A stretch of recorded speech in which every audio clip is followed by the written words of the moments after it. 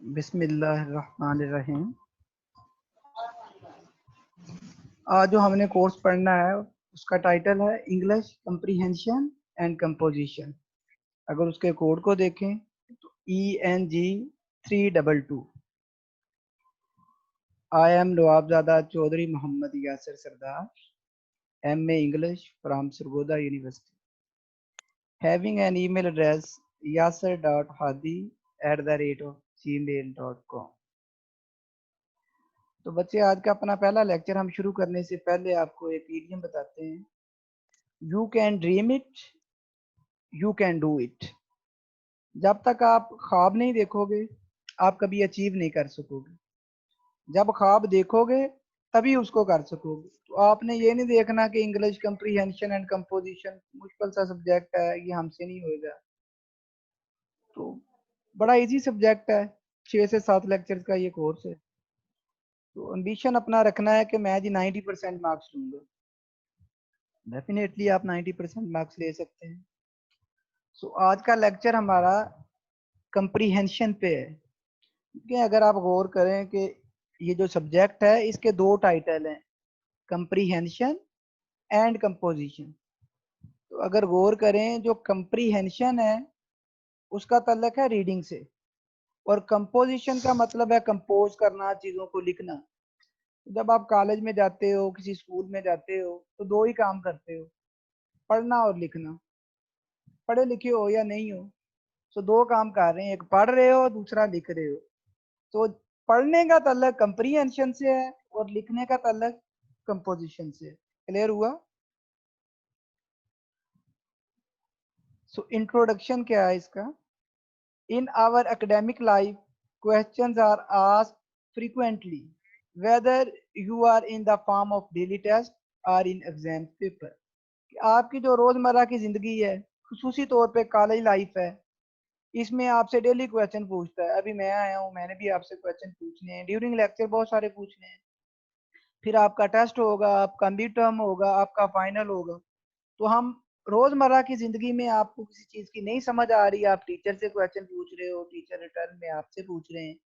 तो आपकी जो जिंदगी है, स्पेसिफिकली एकेडमिक लाइफ, उसमें डेली आप क्वेश्चन पूछते हैं और आपसे क्वेश्चन पूछे जाते हैं।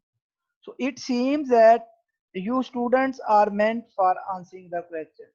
सम टाइम तो कुछ टीचर ऐसे होते हैं, वो इतने क्वेश्चन पूछते हैं कि आप फेड अप हो जाते हैं। क्या यार, हम सवाल हम इसलिए पैदा हुए हैं कि हमसे टेस्ट लिए जाएं, हमसे क्वेश्चन ही पूछे जाते रहें। तो ये सम टाइम आपके लिए इरिटेटिंग हो जाता है, लेकिन असल यही है, हकीकत यही है कि स्टूडेंट लाइफ हो और आपसे क्वेश्चन ना पूछे जाएं, that is not actually possible. So papers are good agencies to check your ability of answering the question. अभी मैं आप लोगों की एक क्लास पढ़ा रहा हूँ, तो मुझे तो नहीं आइडिया कि आप लोग कितने लायक हो, कितने नालायक हो। तो मैं क्या करूंगा, मैं पूछूंगा भी हाँ अभी कितने मार्क्स थे आपके एफएससी में, आपके कितने थे। तो जिसके सबसे ज्यादा हाईएस्ट होंगे, मुझे फौरन से पता चल जाएगा कि ये सबसे लायक बच्चा है। सो मुख्तसर बात हम ये कहना चाह रहे हैं कि जो पेपर होते हैं, ये सबसे बेस्ट वे है कि आप कितने कैपेबल हो किसी क्वेश्चन का आंसर देने के लिए। Our paper includes one part which serve for this purpose. आपका क्वेश्चन का एक बड़ा पोर्शन ऐसा होता है जिसमें आपसे क्वेश्चन आंसर पूछे जाते हैं। सो अगर डेफिनेशन पे गौर की जाए कंप्रीहेंशन की, so comprehension, I understand what I read, कि जो आप पढ़ते हो आप उसको समझते हो या नहीं। तो समझने का जो प्रोसेस है वो क्या कहलाता है, कंप्रीहेंशन कहलाता है। ऑक्सफोर्ड डिक्शनरी क्या कहती है, it consist of a passage upon which questions are set to test the student. कि ये एक ऐसा पैसेज है, ये एक ऐसा पैरा है, ये एक ऐसा चैप्टर है, ये एक ऐसी बुक है जिसमें से आपसे क्वेश्चन पूछे जाते हैं। जस्ट लाइक अभी देख लें कि आपकी एक बुक है जिसका नाम है इंग्लिश कंप्रीहेंशन एंड कंपोजिशन। तो ये एक बुक है जिसमें से बुक के एंड होने पर, सेमेस्टर के एंड होने पर आपसे क्या पूछा जाएगा, क्वेश्चन पूछे जाएंगे, आपका पेपर लिया जाएगा। सो ये बुक आप क्यों पढ़ रहे हैं, ये बुक इसलिए पढ़ रहे हैं कि सेमेस्टर के एंड पे आप पेपर देंगे और पेपर दे के क्वेश्चन का आंसर देंगे। क्लियर हो गया? तो क्या है कि ओके कोई भी सर। पैराग्राफ इसलिए पढ़ा जाए कि आप में आपसे इसमें से क्वेश्चन पूछे जाएंगे। कोई भी पेज इसलिए पढ़ा जाए कि आपसे इसमें से क्वेश्चन पूछे जाएं। कोई भी चैप्टर इसलिए पढ़ा जाए कि आपसे इसमें से क्वेश्चन पूछे जाएंगे। क्या कहलाता है? ऑक्सफोर्ड डिक्शनरी के मुताबिक वो कंप्रीहेंशन कहलाता है। एक और डेफिनेशन है इसकी, ability to understand the content of the given text to infer information and meaning from it। कि किसी शख्स की ये कैपेबिलिटी, उसकी ये एबिलिटी कि वो कोई टेक्स्ट पढ़े और उसमें से इंफॉर्मेशन को कंक्लूड करे। कि आप एक पूरी बुक पढ़ें जिसका नाम है कंप्रीहेंशन, वो नोट्स आपको दे दिए जाएं, आप सारे नोट्स पढ़ने के बाद क्या करें कि निचोड़ बताएं कि जी इस पूरी बुक का मतलब ये था, इस चैप्टर में आपने ये पढ़ना है, कंप्रीहेंशन में आपने ये चीजें पढ़नी है। तो किसी पैराग्राफ को पढ़ के, किसी पेज को पढ़ के उसकी समरी बताने की जो कैपेबिलिटी है वो क्या कहलाती है? कंप्रीहेंशन कहलाती है। This part of one side is yummy jelly for some students, but at the same time it become a nightmare for others। के ये जो कैपेबिलिटी है, आपको डाटा दिया, डाटे में से क्वेश्चन पूछ लिया। कुछ बच्चे बड़े लाइक होते हैं, उनको बड़ा मजा आता है कि क्या इंटरेस्टिंग लेक्चर चल रहा है, क्या इंटरेस्टिंग क्वेश्चन पूछे जा रहे हैं, तो उनको तो जस्ट लाइक यमी जेली है। लेकिन कुछ स्टूडेंट्स ऐसे होते हैं जो जरा डल स्टूडेंट्स होते हैं, उनको क्या ये टीचर सर खाए जा रहा है, मेरा मुझे बोर किए जा रहा है। सो देखे ना, दो एग्जांपल्स हैं आपके सामने। 4 into 4 into x plus 2 into x is equal to 72। इसमें से आपने क्या करना है? x की वैल्यू फाइंड आउट करनी है। सो बड़ा मुश्किल लग रहा है। और दूसरी तरफ आप देखें 1 + 2 + 3 इज इक्वल टू 6, ये हर एक को आ रहा है। तो ये जो नीचे वाला है वो ऐसे ही है जैसे आपने हलवा खा लिया, इतना इजी सा क्वेश्चन पूछ लिया। So let students discuss the science of comprehension, which surely help all of us in our academics। So आज के लेक्चर में हम क्या करेंगे? आज के लेक्चर में हम comprehension को समझने की कोशिश करेंगे कि comprehension होती क्या है और हमारी डेली लाइफ में comprehension हमें किस तरह से कैपेबल बनाती है कि हम चीजों को अच्छे तरीके से अंडरस्टैंड करें। अभी तक आपने सिर्फ दो चीजें पढ़ी हैं। वो चीजें क्या पढ़ी हैं? एक आपने पढ़ी है comprehension होती क्या है। किसी चीज को समझने का नाम क्या है? कंप्रीहेंशन है। और एजुकेशन के अंदर सबसे पहले आप चीजों को पढ़ते हो और पढ़ने के बाद समझते हो। तो कंप्रीहेंशन का ताल्लुक रीडिंग से है। तो अगर आप कंप्रीहेंशन की हिस्ट्री देखना चाहें कि कंप्रीहेंशन कैसे होती है, तो here it is the word comprehension derived from Latin word. ये एक लतीनी ज़बान का लफ्ज है। किस लफ्ज से निकला है ये? कंप्रीहेंशन। कंप्रीहेंशो का क्या मतलब होता है? दैट मीन सीजिंग और कैप्चरिंग। सीजिंग का मतलब है किसी चीज पे काबू पा लेना, किसी चीज पर कब्जा जमा लेना। और कैप्चर का भी यही मतलब है, किसी को कैप्चर कर लेना, किसी को पकड़ लेना। सो कंप्रीहेंशन कंप्रीहेंसो से निकला है, जिसका मतलब है काबू पा लेना। जो पैराग्राफ था इतना मुश्किल, एक पूरा चैप्टर बड़ा मुश्किल था, एक पूरी बुक इतनी मुश्किल थी, अब आपने उस बुक पर क्या पा लिया? गलबा पा लिया, काबू कर लिया, उस बुक को आपने समझ लिया। क्लियर?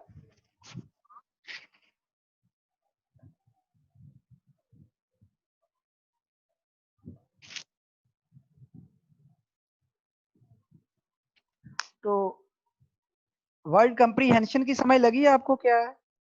एक लैटिन वर्ड है जो कंप्रीहेंशो से निकला है, जिसका मतलब है किसी चीज पे कब्जा जमा लेना, किसी चीज पर काबू डाल लेना। So comprehension actually deals with reading skill. अभी एक बात मैं बार बार आपसे कह रहा हूँ कि कंप्रीहेंशन का जो ताल्लुक है वो रीडिंग स्किल से है, कि आप चीजों को पढ़ के किस हद तक समझ सकते हो। The ability to understand what we read, where words have context and text have meaning। कि ये कैपेबिलिटी जिसमें आप वर्ड्स को समझते हैं और समझने के बाद आप उनका मतलब जानते हैं। Allow us to read proficiently, learn efficiently, problem solving, strategize, conceptualize। मतलब कि कंप्रीहेंशन आपको इस काबिल बनाती है कि आप चीजों को एफिशिएंटली समझ सकें। एफिशिएंटली का मतलब है भरपूर तरीके से समझ। फिर जब आप चीजों को समझें तो जो आपको प्रॉब्लम आए आप उन प्रॉब्लम्स को सॉल्व भी कर सकें। जो क्वेश्चन आपसे पूछे जाएं आप उनको आंसर भी कर सकें। और स्ट्रेटजाइज का मतलब है आप स्ट्रेटजी बना सकें कि आपसे जो क्वेश्चन पूछा जा रहा है आपने कितना आंसर देना है, कहाँ से स्टार्ट करना है लिखना, कहाँ तक जाना है। और कंसेप्चुलाइज का मतलब है आपने अपनी कंसेप्ट भी क्लियर। तो यहाँ तक तो हमने बेसिक इंट्रोडक्शन दिया आपको कंप्रीहेंशन का। अब नेक्स्ट हमारा पॉइंट है हाउ कंप्रीहेंशन। ये कंप्रीहेंशन हम चीजों को कैसे समझेंगे। कंप्रीहेंशन चीजों को समझने का नाम है। अब अगर आप चीजों को समझना चाह रहे हैं तो किस तरीके से समझेंगे। तो जो सबसे पहली चीज है वो है आइडेंटिफाई द मेन आइडिया। कि सबसे पहले जब आप एक पेज पकड़ो, आप एक बुक देखो, बुक का टाइटल पढ़ो, चैप्टर का नाम देखो, तो आप उसमें क्या करेंगे, आप देखेंगे कि ये जो चैप्टर आपको दिया जा रहा है ये क्यों दिया जा रहा है, इसको पढ़ाने का मकसद क्या है। कंप्रीहेंशन एंड कंपोजिशन आप पढ़ रहे हो तो क्यों पढ़ रहे हो, इसलिए पढ़ रहे हो कि आपको चीजों की अंडरस्टैंडिंग हो जाए। आज का हम लेक्चर ले रहे हैं तो क्यों ले रहे हैं, मेन आइडिया, मेरा मेन मकसद क्या है। तो कंप्रीहेंशन चीजों को समझने के लिए आपको पता होना चाहिए कि ये चीज आप क्यों पढ़ रहे हैं। दूसरी चीज है फाइंड स्पेसिफिक इंफॉर्मेशन क्विकली। कि फौरन से आप देखें, पूरा पेज देखें। ये तकरीबन स्कीमिंग एंड स्कैमिंग से रिलेटेड है कि पूरा आपने पेज देखा और अब देखिए पूरा पेज तो रेलेवेंट नहीं है, पूरे पेज में या इतनी सारी बातें लिखी होती हैं, उसमें मेन पॉइंट 3 या 4 चीजें होती हैं, बाकी सपोर्टिंग मटेरियल होता है। तो आपने क्या करना है, स्पेसिफिक इंफॉर्मेशन देखनी है। जल्दी से आपने हेडिंग देखनी है, अच्छा पहला चैप्टर ये है, दूसरा चैप्टर ये है, तीसरा चैप्टर। तो जब आप हेडिंग्स देखोगे, चैप्टर के नाम देखोगे तो आपको समझ लग जाएगी। जस्ट लाइक आपने बॉटनी पढ़ी, उसमें आपने देखा कि सबसे पहले एंजियोस्पर्म है, जिम्नोस्पर्म है, टीडोफाइट्स है, ब्रायोफाइट, तो आपको पता चल गया कि आपने कौन कौन से प्लांट्स पढ़ने हैं इस पूरी बुक के अंदर। इसी तरह दूसरे सेमेस्टर में आपने सिस्टमैटिक्स देखी, तो सिस्टमैटिक्स जैसे ही आपने बुक का चैप्टर देखा तो आपने कंटेंट्स देखे, टाइटल देखे, सब टाइटल देखे कि हमारी बुक में हमने पढ़ना क्या है। इसके बाद आ जाता है distinguishing between relevant and irrelevant information according to purpose for reading. कि आप जिस मकसद के लिए रीडिंग कर रहे हो उसमें आपने देखना है कि कौन सी चीज आपके मुतल्लिका है, रेलेवेंट है, और कौन सी इररेलेवेंट है। ये आप कह लो कि हाउ कंप्रीहेंशन, के कंप्रीहेंशन हम कैसे समझेंगे, चीजों को कैसे अंडरस्टैंड करेंगे। उसके लिए 4 बेसिक तरीके हैं आपके पास। पहला तरीका, सबसे पहला तरीका ये है कि आपने उस पूरे पेज की, उस पूरे बुक की, उस पूरी रीडिंग की जिसे आप पढ़ने जा रहे हो, उसका मेन थीम, उसका मेन मकसद समझना है। दूसरे नंबर पे आपने स्पेसिफिक इंफॉर्मेशन, हेडिंग्स एंड सब हेडिंग्स देखनी है कि क्या क्या उसने डाटा दिया हुआ है। तीसरे नंबर पे आपने रेलेवेंट एंड इररेलेवेंट डाटा देखना है। और last but not the least, recognising and interpreting cohesive devices. Cohesive किससे कहते हैं बच्चे, कोहेसिव कहते हैं जोड़ने को। तो कोहेसिव डिवाइसेस का क्या मतलब है, ऐसे वर्ड जो चीजों को जोड़ते हैं। फॉर एग्जांपल एक पूरा पेज है, उस पे लिखा हुआ है firstly I will discuss this this this and this, secondly I will discuss this this this and this, and finally. तो ये कुछ वर्ड्स हैं, फर्स्टली, सेकंडली, थर्डली, फाइनली, कंक्लूडिंगली। तो जब आप ये लफ्ज देखोगे तो आपको समझ लग जाएगी कि बाकी अंदर की बातें है नहीं है। जो फर्स्टली, फर्स्ट बात क्या है, सेकंडली, बाकी आप पूरा पढ़ने की जरूरत ही नहीं है। फिर जिधर फर्स्टली लिखा है वो लाइन पढ़ लें, जिधर सेकंडली लिखा है वो लाइन पढ़ लें, तो उससे आपको आइडिया हो जाएगा चीजों का। तो ये अभी तक आपको बताया कि कंप्रीहेंशन होती क्या है और कंप्रीहेंशन कैसे चीजों को अच्छे तरीके से आप अंडरस्टैंड कर सकते हो। आगे आ जाता है पहला जो चैप्टर आपको बताया था, आइडेंटिफाई द मेन आइडिया। कि अब आप किसी चैप्टर का, किसी बुक का, किसी पेज का, किसी स्लाइड का मेन आइडिया डिस्कवर करना चाह रहे हैं, तो आप कैसे डिस्कवर करेंगे। तो सबसे पहले आइडेंटिफाई द टॉपिक। आपने टॉपिक को आइडेंटिफाई करना है कि जो पेज आपको दिया है इसका टॉपिक क्या है।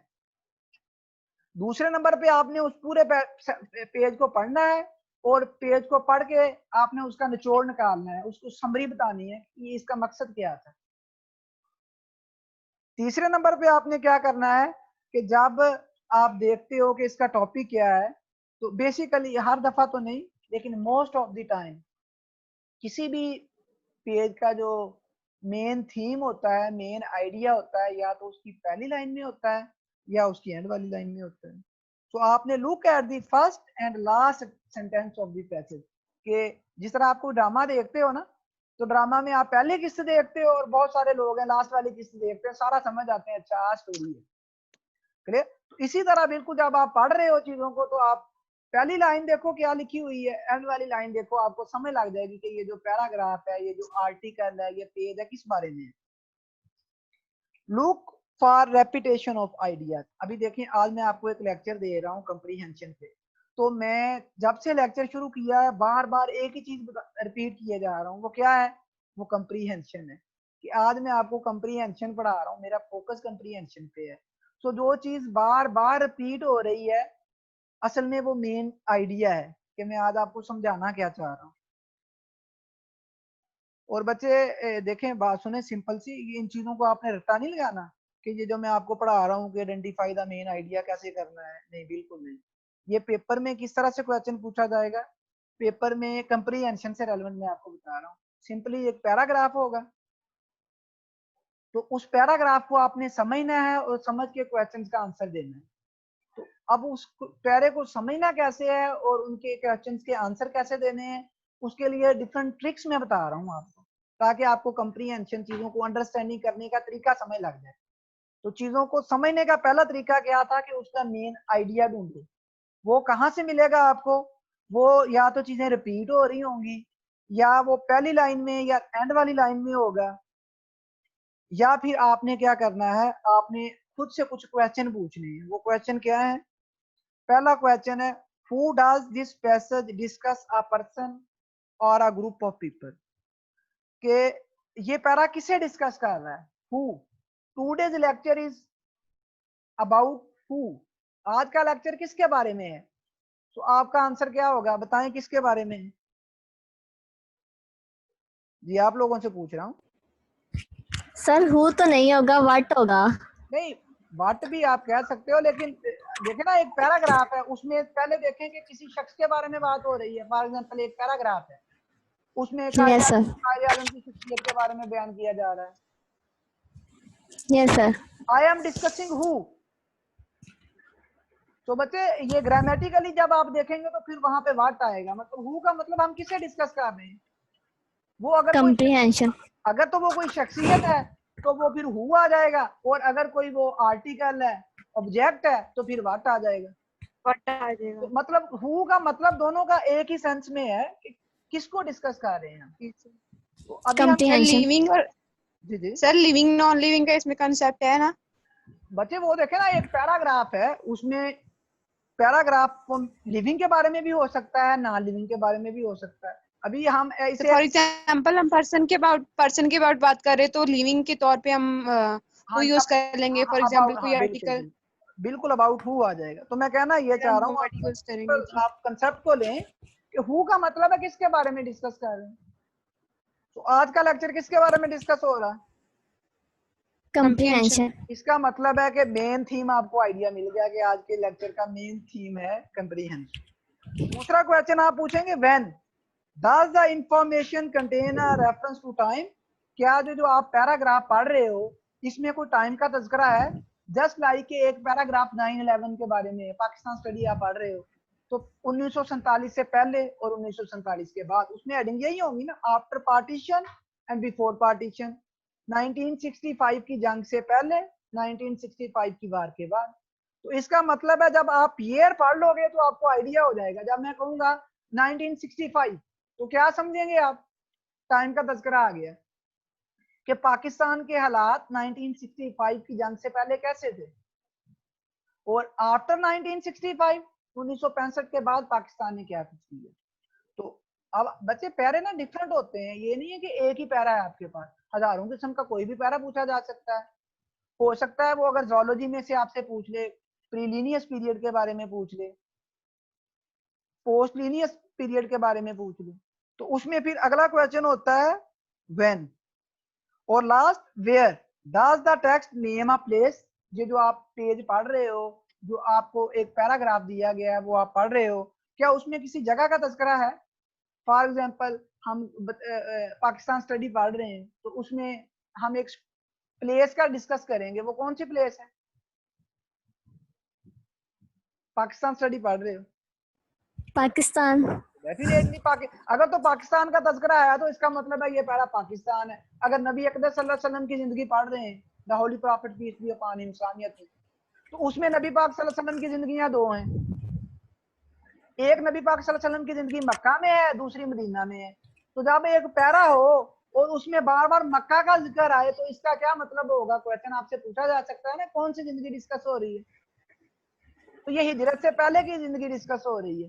तो वहां पे वेयर आप कहेंगे कि ये कहाँ की जिंदगी डिस्कस हो रही है, तो खुद से पूछेंगे वेयर, क्या कोई जगह प्लेस यहाँ पे डिस्कस हुई है? तो वो कौन सी प्लेस डिस्कस हुई है? वो या मक्का डिस्कस हुआ है या मदीना डिस्कस हुआ है। अगर तो मक्का डिस्कस हुआ है तो इसका मतलब है अंडरस्टैंड कर देंगे आपके ये नबी सल्लल्लाहु अलैहि वसल्लम की जिंदगी हिजरत से पहले की है, और अगर मदीना हुआ है तो वो हिजरत के बाद की है। और बच्चे लास्ट वाला question, why do you find a reason और explanation for something that happened, कि आपने वो पैराग्राफ पढ़ना है कि हम ये पैराग्राफ क्यों पढ़ रहे हैं। फॉर एग्जांपल आप पढ़ रहे हो कि पाकिस्तान की माशियत तबाह हो गई है, या अगर आप इंफॉर्मेशन के लिए सर। ठीक है ना, तो वो आपको समझ लग जाएगी ना ये पैरा। अब देखिए एक सेंटेंस है, उसमें लिखा है कि इमरान खान ने पाकिस्तान में 2018 में हुकूमत संभाली और 2019 में पाकिस्तान का बेड़ा गर्क कर दिया। 2020 में जो गवर्नमेंट एम्प्लॉय थे उनकी सैलरीज भी नहीं दी, या something like this or that. अगर आप इमरान खान के हामी है तो उसके हक में कुछ, तो मतलब कि आप ये पैरा वाई, सो वाई का क्या मतलब है? इसका मतलब ये है कि आप क्वेश्चन। डिस्कस करना चाह रहे हैं इमरान खान का दौरे हुकूमत, कि इमरान खान कैसा हुक्मरान है। ठीक, तो यस सर। आपको मेन आइडिया मिल जाएगा। जैसे why I am discussing today's lecture, मैं आज का लेक्चर क्यों डिस्कस कर रहा हूँ? कंप्रीहेंशन समझाने के लिए, अगर मैं हाउ टू पूछूं कंप्री अगर मैं पूछूं why I am discussing this slide, ये वाली स्लाइड मैं क्यों डिस्कस कर रहा हूँ? मेन आइडिया कैसे लेंगे हाँ हम जी, किसी भी मैं तो कंप्रीहेंशन। जब इस वाई का आपको आंसर मिल गया, वही हमारा मेन आइडिया है। इस वाई का आंसर आपके पास है ना, identify the main idea. Yes sir. Clear हो गया? तो जब यस बच्चे सर। किसी चीज का मेन आइडिया आपको समझ लग जाए, इसका मतलब है अब आपको पहले की समझ लग जाएगी, आपका जहन बन गया कि हमने ये पढ़ना है। क्लियर? अब आज के लेक्चर में यस आपका जहन बन गया कि आपने कंप्रीहेंशन पढ़नी है। सर, एग्जाम में क्वेश्चनिंग इस तरह से होगी ना, पैराग्राफ दिया होगा तो हम उसमें से क्वेश्चन ढूंढ के मेन टॉपिक के बाद उसका जो मेन पॉइंट है वो देंगे, उसके बाद बच्चे क्वेश्चन अभी के आंसर अभी देंगे, देखें ऐसे ही आगे। अभी देखिए, अभी मैं आपको डिस्कस कर रहा हूँ, अभी हम शुरू कर रहे हैं कंप्रीहेंशन। कंप्रीहेंशन का मतलब है चीज को समझना है। जब आपने किसी जी चीज को सर। समझ लिया, आपसे वो जो मर्जी पूछ ले। जब एक ओके चीज सर। की आपको समझ ही नहीं आई तो वो आपसे जो मर्जी पूछ ले, आपको आपके लिए वो नाइटमेयर है, डरावना ख्वाब है। और अगर आपको चीज की समझ लग गई तो फिर आपके लिए वो क्या है? वो यमी जेली है। जेली। यही है ना, फिर आपके लिए वो कैंडी है। यस। आप कहेंगे क्या ये तो बच्चों वाले सवाल हमसे पूछ रहा है। तो अब वो क्वेश्चन जैसे भी पूछे, अब आपने चीजों को समझना कैसे है, उसके लिए मैं आपको 4 टिप्स बताऊंगा। पहली ट्रिक ये है कि किसी भी पैरा को समझने के लिए आपने उसका मेन मकसद कि ये पैरा क्यों है वो डिस्कवर करना है। Identify the main idea. Clear? अब वो आपने मेन यस। आइडिया कैसे तलाश करना है, उसके लिए मैंने आपको 3-4 पॉइंट दिए हुए हैं कि उसका पहले समरी बना लें, उसका आप पहला या लास्ट वाला फिक्रा देख लें, आप देख लें रेपिटेशन ऑफ आइडिया, और ये कुछ क्वेश्चंस हैं वो आप खुद से पूछ लें। और लास्ट वाला बच्चे जो क्वेश्चन आपने पूछना है, how does this information indicate a method और थ्योरी, कि क्या ये जो इंफॉर्मेशन है ये किसी मेथड को, किसी तरीके को बयान कर रही है या कोई थ्योरी बयान कर रही है। जस्ट लाइक आपको मैं बता दूं, पास्चराइजेशन पढ़ा दूं, तो पास्चराइजेशन क्या है? जब आप पास्चराइजेशन वाला पैरा पढ़ेंगे, लास्ट टाइम जो पेपर में आया था वो पास्चराइजेशन वाला पैरा आ गया था। तो वहां पे क्या था? पास्चराइजेशन एक तरीका है कि आपने दूध को कैसे बचाना है जल्दी से। Clear? Yes sir. Yes sir. आगे आ गया बच्चे, फाइंड स्पेसिफिक इंफॉर्मेशन क्विकली, कि एक पैरा आपके पास है, एक चैप्टर है पूरा। अब आपने टाइम आपके पास थोड़ा है, तो फौरन से आपने स्पेसिफिक इंफॉर्मेशन कैसे फाइंड आउट करनी है। तो पहले तो आपको पता होना चाहिए स्पेसिफिक इंफॉर्मेशन होती क्या है। Specific information refer to exact precise fact or description of something mentioned in the text। कि स्पेसिफिक इंफॉर्मेशन क्या है? Specific information exact and precise fact है कि उस पैरे के अंदर एग्जैक्ट बात क्या की गई है, और उस पैरे में जो राइटर है वो क्या चीज बयान करना चाह रहा है। सो आज के लेक्चर में हम क्या चीज बयान करना चाह रहे हैं? कंप्रीहेंशन बयान करना चाह रहे हैं। तो इसका मतलब है आज के लेक्चर की स्पेसिफिक इंफॉर्मेशन आपके पास क्या है?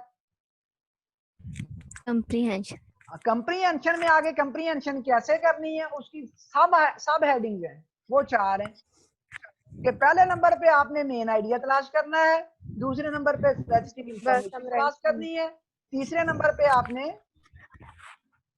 Relevant and irrelevant material find out करना है, और चौथे नंबर पे आपने क्या करना है?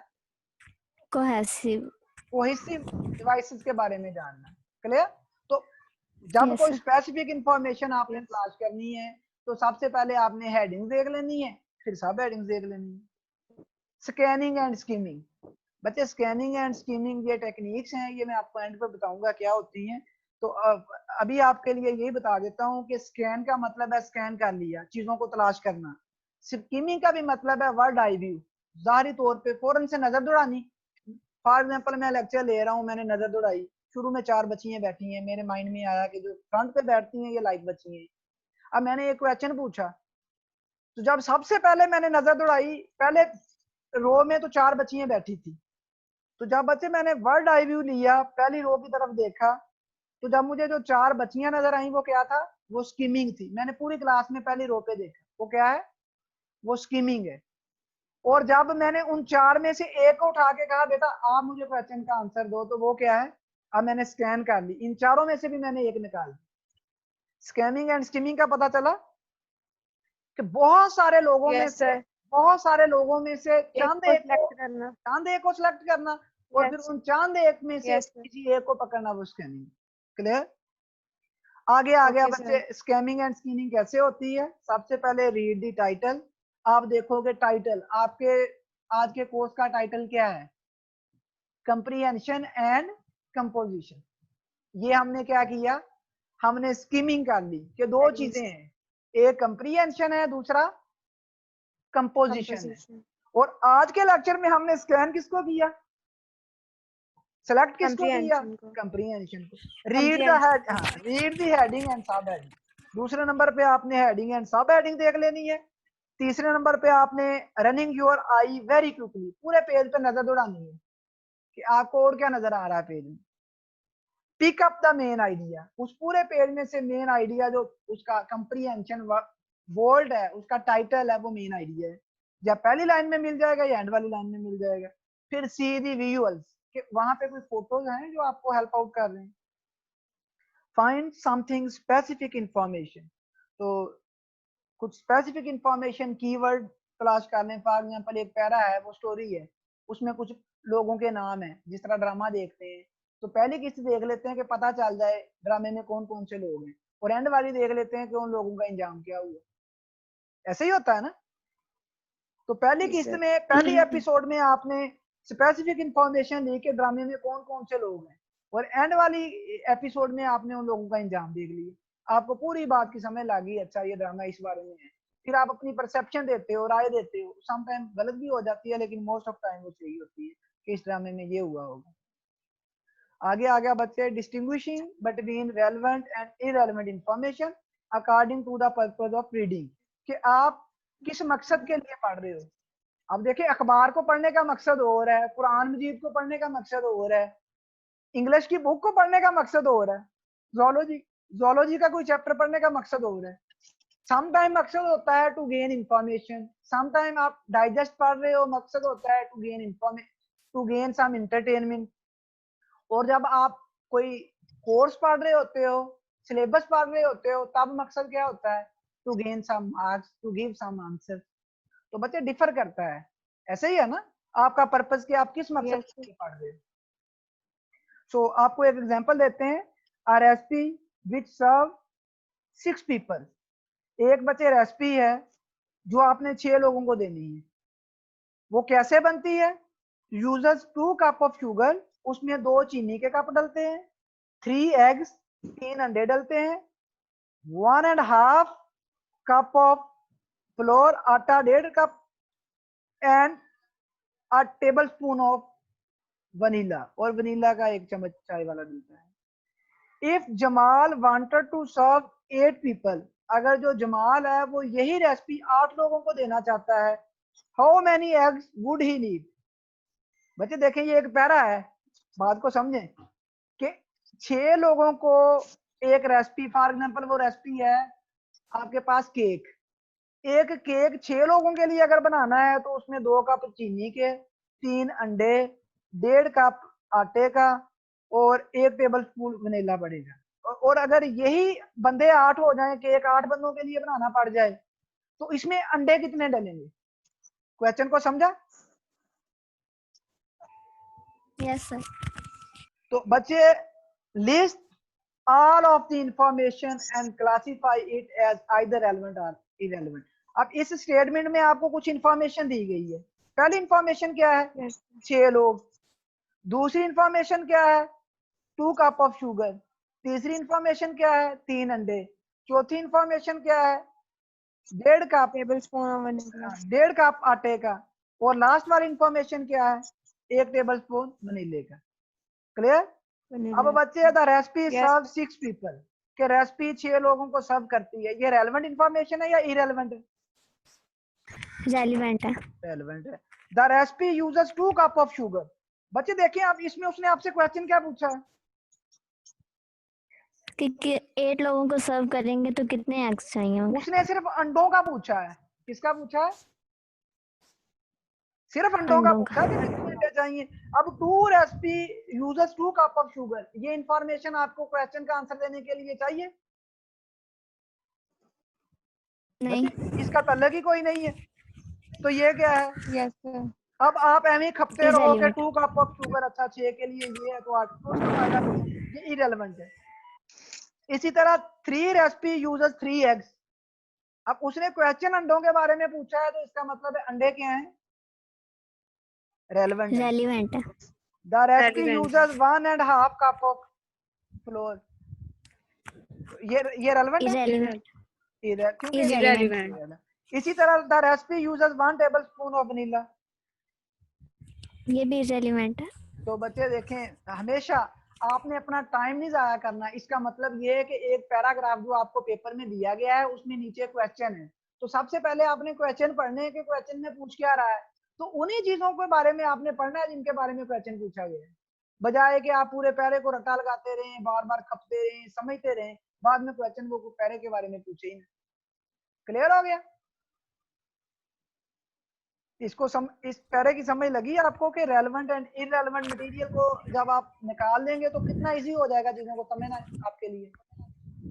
जी। तो बच्चे एक पूरा जी, सर। पैरा है, एक पूरा पेज है, उसमें बहुत सारी चीजें सपोर्टिंग मटेरियल होता है। अब ये सपोर्टिंग मटेरियल था, इररेलेवेंट था आपके क्वेश्चन के हवाले से, तो हमेशा टू द पॉइंट रहना है, टू रेलेवेंट रहना है। और Jamal want to serve 8 people, ये रेलेवेंट है या इररेलेवेंट है? रेलिवेंट। क्योंकि Relevant है, sir. क्योंकि 6 लोगों को अगर चाहिए तो 8 के लिए कितना चाहिए, इसका तल्लक हमें चाहिए, ये रिक्वायर्ड है हमें। Yes, sir. Relevant है, sir. ठीक हो गया, तो इस पॉइंट की भी समझ लग गई। यस। Yes, sir. बच्चे हमने मेन आइडिया भी निकाल लिया। मेन आइडिया के बाद दूसरा काम हमने क्या किया? Summarize. स्पेसिफिक इंफॉर्मेशन भी गेन कर ली। Specific information. और तीसरे नंबर पे हमने Relevant, क्या, irrelevant. रेलेवेंट एंड इररेलेवेंट की भी समझ लग। रेलिवेंट और इरेलिवेंट। और बच्चे चौथे नंबर पे हम कर रहे हैं recognising and interpreting cohesive devices. बच्चे सबसे पहले आपने रिकॉग्नाइज करना है, तलाश करना है कि कोहेसिव डिवाइस कौन सी है, और दूसरे नंबर पे क्या करना है, उस कोहेसिव डिवाइस का मतलब क्या है, इंटरप्रेशन क्या है? तो पता होना चाहिए आपको कोहेसिव डिवाइस होता क्या है। Cohesive device sometime called linking words, इसको क्या कहते हैं, लिंकिंग वर्ड्स भी कहते हैं। लिंकिंग का मतलब है जोड़ने वाले। दूसरा इसके लिए लफ्ज है लिंकर्स, जोड़ने वाले। तीसरा वर्ड है कनेक्टर्स, कनेक्ट करने वाले। और इसके बाद क्या है, डिस्कोर्स मार्कर्स और ट्रांजिशनल वर्ड्स। बच्चे ट्रांजिशनल वर्ड्स का मतलब है आरजी तौर पे जो वर्ड्स यूज किए जाते हैं। कैसे, अभी आपको समझ लग जाएगी।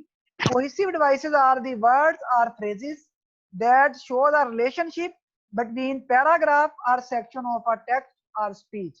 के कोहेसिव डिवाइसेस वो वाले वर्ड्स हैं जो दो पैराग्राफ्स में आपस में, दो पैराग्राफ्स को जोड़ते हैं, दो पैराग्राफ्स का तलब जोड़ते हैं, या फिर दो फिक्रों को आपस में जोड़ते हैं, या दो बातों को आपस में इंटर रिलेट करते हैं। वो क्या कहलाते हैं, लिंकर्स कहलाते हैं, कोहेसिव डिवाइसेस कहलाते हैं। क्लियर? Yes sir. आगे आ गया, cohesive devices are words like for example, in conclusion, however and moreover. तो बच्चे आपने क्या करना है, जब कोई पैराग्राफ है तो उसमें आपने देखना है इन कंक्लूजन वो वाली लाइन पढ़ लेनी है, जिधर लिखा हाउएवर वो वाली लाइन पढ़ लेनी है, मोरएवर वो वाली लाइन पढ़ लेनी है।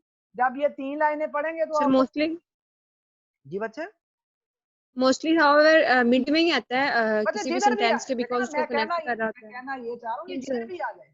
जब जिधर भी आ जाएगा का Yes, sir. मतलब ये होता है कि आपको ये वाले वर्ड्स बताते हैं कि पहली लाइन और इस लफ्ज से पहले पहले जितना भी मटेरियल है वो इरेलेवेंट है, मतलब वो चीजों की रेपिटेशन है। अब दूसरी बात किधर Okay, sir. जाके, दूसरी बात जाके किधर, वो पहली बात ही है, बार बार घुमाए जा रहे हैं। जब वर्ड आएगा इन कंक्लूजन, हाउएवर, मोरएवर, इसका मतलब है अब दूसरी बात तो शुरू होने वाली है। तो आपने टाइम नहीं जाया करना, मोरएवर पढ़ना है और पहली लाइन पढ़नी है, उसके बाद फॉर एग्जांपल पढ़नी है कि एग्जांपल उसकी क्या है, फिर उसकी इन कंक्लूजन के उसकी समरी क्या है, या मोर। आगे देखते हैं थोड़ा सा और। Here are many examples of cohesive devices that can be grouped by category। तो बच्चे इसकी बहुत सारी एग्जांपल्स होती हैं जिनको आप डिफरेंट ग्रुप्स में क्लासीफाई करते हैं। फर्स्ट है, if you want to show similarity you can use cohesive device such as. बच्चे सिमिलरिटी का मतलब है कि आपने एक पैरा बताया आपने बात की कि हमारी गली में एक लड़का था, उसको कोरोना हो गया और वो कोरोना की वजह से मर गया, बात खत्म। अब दूसरी बात है, इसी तरह दूसरी गली में भी एक लड़का था, उसको कोरोना हुआ, वो भी मर गया। तीसरे पे लिखा, finally we indicate that a patient who is carrying corona have severe chances of death. तो अब इतने सारे Yes, sir. लोगों की आप चीजें पढ़ें और एंड पे बात करें कि जिसने ये हुआ था वो मर गया, तो मतलब आपने पहले लाइन पढ़ी और पढ़ लिया फाइनली। फाइनली का मतलब है कि ये सारी चीजों का मकसद क्या है, कंक्लूडिंगली। क्लियर? Yes, sir. तो इसलिए इसके लिए पूरा पैरा में टाइम जाया करना आपके लिए, अपना टाइम जाया करने से बेहतर है कि आप ये वाले however, for example, in conclusion, moreover ये चीजें पढ़ लें। और दूसरा है एंड। इसके लिए बच्चे वो कौन से लफ्ज हैं, अगर आप सिमिलरिटी यूज करना चाहते हैं तो सिमिलर के लिए होता है and, equal, also, Equally. Identically, to, Identically. Equally और सिमिलरली। इन सारी चीजों का क्या मकसद है, एक ही मकसद है। अब जिधर बच्चे इक्वली आ जाए तो आपने इक्वली वाला नहीं पढ़ना, जिधर आ जाए एक देखना, एक पैरा है, अब उस पैरे में आपने क्या देखना है, जिस पैरे के शुरू में आ जाता है ना एक पेज है, उसमें आ जाता है इक्वली, आइडेंटिकली, सिमिलरली, तो वो वाला पैरा आपको पढ़ने की जरूरत नहीं है। इसका मतलब है जो पहली लाइन आपने पढ़ी है ये वही लाइन नहीं है। क्लियर? Yes, sir. आपने अपना टाइम बचा लिया। इसके अलावा if you want to introduce an item in series you can use first. अच्छा बच्चे, अगर आप किसी चीजों को सीक्वेंस में जोड़ना चाहें, फॉर एग्जांपल पहले नंबर में आपको ये बताऊंगा, दूसरे नंबर पे ये बताऊंगा, तीसरे नंबर पे ये बताऊंगा, चौथे नंबर पे ये बताऊंगा। देखिए मैंने इतना सारा लेक्चर डिलीवर किया, लेकिन आपने मेरे लेक्चर पे गौर करना है। जिधर मैं कहता हूँ ना सबसे पहले हम ये पढ़ेंगे, फिर हम ये पढ़ेंगे, फिर हम ये बताएंगे, तो वो वाली चीजें अहम है। जैसे मैंने आपको बताया कि आपने कंप्रीहेंशन चीजों को कैसे समझना है। सबसे पहले आपने मेन आइडिया ढूंढ लिया, फिर दूसरे नंबर पे आपने स्पेसिफिक इंफॉर्मेशन गेन कर ली, तीसरे नंबर पे आपने रेलेवेंट एंड इरेलेवेंट को अलग कर लिया, और लास्ट पे आपने क्या किया, कोहेसिव डिवाइसेस को यूज कर लिया। ऐसा ही है ना? तो मतलब इतना सारा लेक्चर का Yes. मतलब इतने सारे लेक्चर का मतलब सिर्फ 4 बातें काम की है मैंने। तो बच्चे इतना पैरा पढ़ने की बजाय आप क्या करें, आप पढ़ लें first, then in first place, in addition, in second place, finally, thirdly, fourthly. ये वाली जब लाइनें आप पढ़ेंगे तो आपको पता चल जाएगा, बाकी चीजें फजूल है, ये निचोड़ है, ये मेन चीजें हैं। क्लियर? क्लियर? Yes, sir. आगे आगे, if you need to compare you can use cohesive devices such as, जब आप चीजों को कंपेयर करना चाहें तो आप कौन कौन से यूज कर सकते हैं, but however nevertheless by comparison meanwhile in contrast। तो बच्चे इसका क्या मतलब होगा, इनका मतलब ये होगा कि इनको भी पढ़ने की जरूरत नहीं है, ये दो चीजों का कंपैरिजन है, ये वही दो चीजें हैं। क्लियर हो गया? कि जिधर आ जाए, Yes, sir. इधर जिधर आ जाए यासर ईट 2 breads but he is still thin, मतलब कि यासर 2 डबल रोटियां खाता है उसके बावजूद वो पतला है। तो कंपेयर कर रहे हैं, एक इसका मतलब है कि इफेक्ट बता रहे हैं एक चीज का दूसरी चीज से रबत क्या बन रहा है। तो जिधर ये वाले लफ्ज यूज हो रहे हैं ना, तो उधर उधर आपने क्या करना है, बाय कंपैरिजन, मतलब कि ये आपको इंपॉर्टेंट इंफॉर्मेशन दे रहा है। पूरा पैरा आप पढ़ने की बजाय क्या करेंगे, पहली लाइन पढ़ेंगे, जिधर बाट आया बाट के बाद आप पढ़ लेंगे। अच्छा, दूसरी बात ये है कि ये पहली बात से थोड़ी सी डिफरेंट है। क्लियर? कि यहाँ दोनों चीजों का Yes, sir. कंपैरिजन हो रहा है, आपको फर्क निकल के सामने आने लगा है आपके सामने कि पहली चीज दूसरी चीज से कैसे डिफरेंट है। पहली चीज और थी, दूसरी चीज अब और है। क्लियर? Okay, sir. तो दोनों चीजों आप पढ़ लेंगे, Yes, आपको sir. समझ। आगे आ गया, for emphasising you can use cohesive devices. और बच्चे एम्फासाइज का मतलब है उस पैरे में किस चीज पे ज्यादा उसने जोर दिया हुआ है, तो ये भी बड़ा इंपॉर्टेंट है। आप देख लेंगे जिधर लिखा हुआ है इनफैक्ट, आप पूरा पैरा पढ़ने की बजाय इनफैक्ट वाली लाइन पढ़ने आपको समझ लग जाएगी पूरे पैरे का मकसद ये था। Certainly, absolutely, obviously, without any doubt, definitely, ये चीजें एम्फासाइज कर रही हैं। दरअसल, हकीकत में, एब्सोल्युटली, ऑब्वियसली, सबका मतलब एक ही निकल रहा है, विदाउट एनी डाउट, डेफिनेटली, मतलब कि आप किसी चीज को पक्का कर लें कि ये ऐसे ही है। क्लियर? तो यहाँ तक बच्चे Yes, sir. यहाँ तक कितने लोग हैं जिनको समझ लगी है चीजें? जी सर, लग गई है। बाकी बाकी स्टूडेंट्स को? यस सर, आगे समझ। आगे बच्चे आ गया फैक्ट एंड ओपिनियन। अगली चीज बड़ी इंपॉर्टेंट होती है, एक होती है फैक्ट, दूसरा होता है ओपिनियन। दोनों में क्या फर्क है? Fact is something sir that has actually taken place or known to have existed, which can be validated with piece of evidence। बच्चे फैक्ट क्या है? फैक्ट हकीकत को कहते हैं जो दरअसल होती है, आपको अच्छा लगे या बुरा लगे वो है, वो फैक्ट है। कि आज गर्मी है, आपको अच्छा लगे या बुरा लगे गर्मी ने रहना ही रहना है। आप नालायक हो, आप जितना मर्जी इनकार करो, ये हकीकत है कि आप नालायक हो। यस सर, बिल्कुल। और facts are strictly defined and can be measured, observed and proven. और जो फैक्ट्स होते हैं बच्चे, ये डिफाइंड होते हैं, इनको मेजर किया जा सकता है, इनको देखा जा सकता है और इनको प्रूव किया जा सकता है कि ये हकीकत है। आपके नंबर देखेंगे पता चल जाएगा आप लायक हो या नालायक हो, फैक्ट है।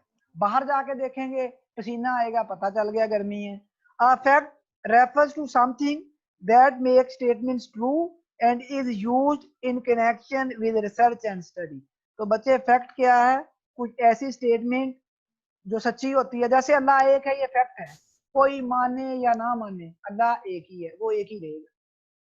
ना उसे नींद आती है, ना उसकी कोई औलाद है, ना वो किसी की औलाद है। कोई माने चाहे ना माने, ये फैक्ट है और फैक्ट ही रहेगा। ऐसा ही है ना? Yes sir.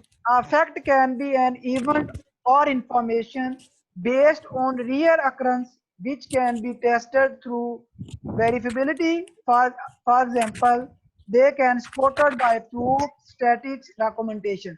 तो बच्चे जो फैक्ट है इसके बारे में दलील दी जा सकती है, आप दलील दे सकते हैं, आप उसको प्रूव कर सकते हैं, उसके लिए आप एक्स्ट्रा एफर्ट लगा के आप साबित कर सकते हैं कि ये फैक्ट है। और दूसरी तरफ होती है आपके पास opinion. Opinion is defined as the personal view of judgment about a subject that may or may not be substandard by the facts or positive knowledge. तो बच्चे ओपिनियन क्या, ओपिनियन जरूरी नहीं है, ओपिनियन आपकी राय है। फॉर एग्जाम्पल आप नलायक हो, क्या सबूत है भी मैं नलायक हूँ? अब दिल तो बच्चे बिला वजह भी कह देता है, उसके लिए किसी दलील की जरूरत नहीं है, ऐसा ही है ना। ओपिनियन वो सच्ची भी हो सकती है, गलत भी हो सकती है, लेकिन ओपिनियन ओपिनियन ही है। अब मैं कहता हूं कि आप बहुत लायक हो, असल में आप नालायक हो, तो बच्चे आप मुझे नहीं गलत साबित कर सकते कि मेरी ओपिनियन है, ठीक है भाई, आप उससे एग्री कर सकते हो या डिसएग्री कर सकते हो, लेकिन आप इंपोज नहीं कर सकते मेरे पे कि नहीं नहीं मैं भी यही समझू जो आप समझ रहे हो। अब एक ठीक है सर। बच्चे एक फैक्ट है, फैक्ट क्या है कि सूरज मशरक से निकलता है। अब आपकी राय जो भी हो वो फैक्ट ने फैक्ट ही रहना है, लेकिन दूसरी तरफ अगर आप देखें ओपिनियन है, फैक्ट अपनी जगह पे मौजूद है लेकिन आपकी ओपिनियन चेंज हो सकती है।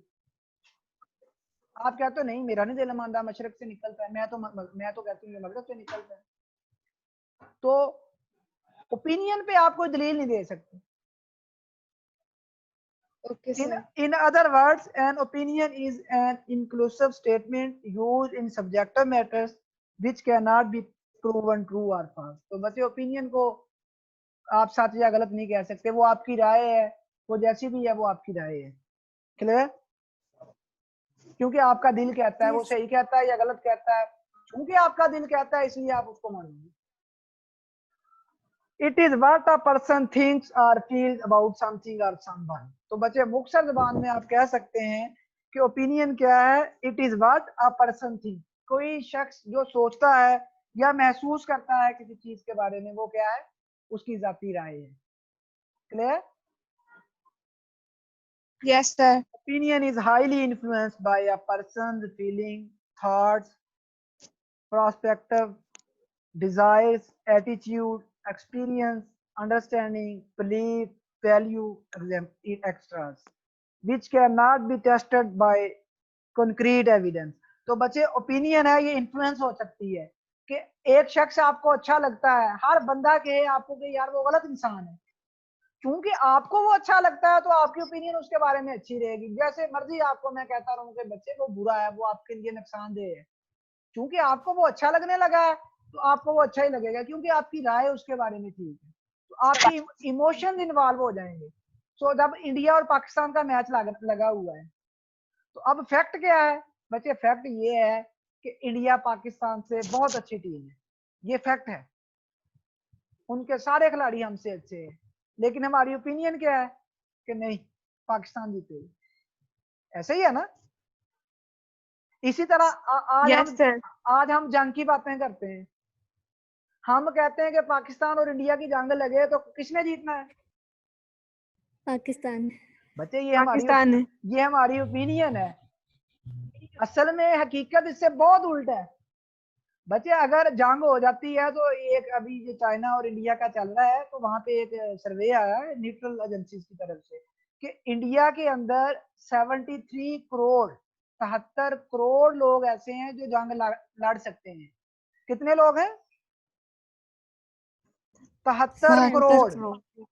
अगर बच्चे आप सपोज करें कि जंग हथियारों के बगैर लड़नी पड़ जाए, गोलियों से, बंदूकों से और मिसाइल टेक्नोलॉजी के बगैर लड़नी पड़ जाए, तो इंडिया के पास लड़ने के लिए जो ट्रोप्स हैं, जो लोग इस काबिल हैं कि वो जंग लड़ सकें, डंडों से, मुक्कों से, थप्पड़ों से, घोंसों से, वो कितने हैं? 73 करोड़। और पाकिस्तान की कुल आबादी कितनी है? 21.5 करोड़। 20 करोड़ 22 करोड़ लगा दें, तो बच्चे इसका मतलब है 22 करोड़ में कितने बूढ़े हैं, कितने बीमार हैं, तो हमारा उनका कंपैरिजन कोई नहीं है। इसी तरह उनकी फौज हमसे बहुत ज्यादा है, लेकिन हमारा जो दिल कहता है वो क्या कहता है, हमने इंडिया को हिलने नहीं देना, हराना है। हमने तो 2 मिनटों में जीत जाना है। तो फैक्ट और ओपिनियन में फर्क समझ लगे। Yes sir. यस तो सर। बच्चे जब आपने किसी चीज का आंसर देना है तो आंसर देते हुए ये नहीं कहना मेरा दिल ये कहता है, ठीक है। तो समटाइम क्वेश्चन ऐसा भी पूछा जा सकता है, what do you think about that. Sometime ऐसा क्वेश्चन होता है ना, how you think about that. तब बच्चे वो आपसे ओपिनियन पूछ रहा है, वो गलत नहीं कर सकता, आपकी ओपिनियन ठीक भी हो सकती है, गलत भी हो सकती है। Clear? Yes sir. Yes sir. Therefore, due to individual differences, every person's opinion on a particular matter and also can be different. तो बच्चे इसीलिए एक खास पॉइंट पे डिफरेंट लोगों की ओपिनियन डिफरेंट हो सकती है, फैक्ट हमेशा सेम रहेगा। अब मैं कहता हूं कि अगर पाकिस्तान और इंडिया की जंग होती है तो आपके ख्याल में कौन जीतेगा? 20 लोगों में से 6 लोग कह सकते हैं कि इंडिया जीतेगा, 14 लोग कहेंगे पाकिस्तान जीतेगा, ऐसे ही है ना। तो ये बच्चे पर्सन टू पर्सन डिफर कर सकती है, लेकिन जो फैक्ट है वो हमेशा सेम रहेगा। क्लियर? ये फैक्ट जिधर मर्जी चले जाएं, Yes. इंडिया के 73 करोड़ लोग जंग लड़ने के काबिल हैं और पाकिस्तान की आबादी 22 करोड़ है, ये फैक्ट हमेशा फैक्ट ही रहेगा। क्लियर? Yes sir. आगे आ गया बच्चे कंप्रीहेंशन की इंपॉर्टेंस क्या है। तो अब कंप्रीहेंशन की समझ लगी कि होता क्या है, यस सर। ये भी Yes, समझ sir. लगी कि कंप्रीहेंशन करते कैसे हैं, चीजों को समझते कैसे हैं, 4 Yes, तरीके sir. बता दिए। अब बच्चे चीजों को समझने के आपको फायदे क्या हो सकते हैं। जब चीजों को बच्चे आप समझ जाएंगे, अंडरस्टैंडिंग हो जाएगी, तो आपको पता चल गया ओपिनियन क्या है और फैक्ट क्या है, कि इस जो पैरा आपने पढ़ा आपकी राय उसके बारे में क्या है और असल में वो पैरे में क्या बात है, दोनों में फर्क पता चल गया। Yes, sir. जैसे अभी आपको मेरा नहीं ख्याल के पता था कि इंडिया का 73 करोड़ फर्द ऐसा है जो जंग लड़ सकता है, ये भी आपने पढ़ा ना? Yes, sir. पहले नहीं पता था। पहले तो नहीं पता था आपको नहीं जी। तो क्या हुआ कि अब आपकी ओपिनियन अभी भी वही है कि पाकिस्तान जंग जीतेगा, या ओपिनियन बदल गई है? सर, ओपिनियन वही है। ओपिनियन वही है, लेकिन फैक्ट आपको पता चल गया। तो जब आपको चीजों की अंडरस्टैंडिंग होगी तो आपको चीजों को फैक्ट और ओपिनियन में फर्क पता चल जाएगा। क्लियर? Yes, sir. दूसरा आ गया comprehension construct meaning from the text. तो बच्चे क्या होगा, जो कंप्रीहेंशन चीजों को समझते हैं वो किसी पैराग्राफ में से मतलब निकाल के दे देगा कंप्रीहेंशन आपको, कि इस पैराग्राफ का मतलब क्या है। क्लियर? अगर एक पैरा है उसमें इतने सारे लफ्ज हैं, एक मुश्किल लफ्ज आ जाता है उसका आपको मतलब नहीं पता, लेकिन आपको फिर भी ओवरव्यू एंड पे फाइनल पता चल जाएगा कि इस पैरे में क्या बात करनी है। ऐसे ही है ना यस सर। कि पूरा ड्रामा आप एक ड्रामा सीरीज चेक करते हो, उसमें आप 4 किस्से नहीं भी देखते तो आपको एंड में पता चल जाएगा कि ड्रामा क्या था। ऐसे ही है ना। अब यस सर। अगर पूरे चैप्टर में कोई एक आधा लेक्चर आपको नहीं भी समझ लगा तो जनरली आपको कंक्लूड रिमार्क्स आपके यही होंगे कि आपको समझ लग गई। तो ये कंप्रीहेंशन का फायदा ये है। increase effectiveness of reading and help not only academically but professionally also। तो बच्चे ये जो कंप्रीहेंशन है आपको आपके लिए पढ़ना आसान कर देता है चीजें, कि कंप्रीहेंशन की मदद से आप क्या करोगे कि सिर्फ पेपर की हद तक नहीं, वैसे भी आपको चीजों की अंडरस्टैंडिंग, आपके सोच में, आपकी समझ में इजाफा हो जाएगा। क्लियर? नंबर तो आएंगे ही आएंगे, इसके अलावा आप समझदार भी हो जाएंगे। ऐसे ही है। Yes sir. आगे skilled reader don't just read the text, they interact with the text.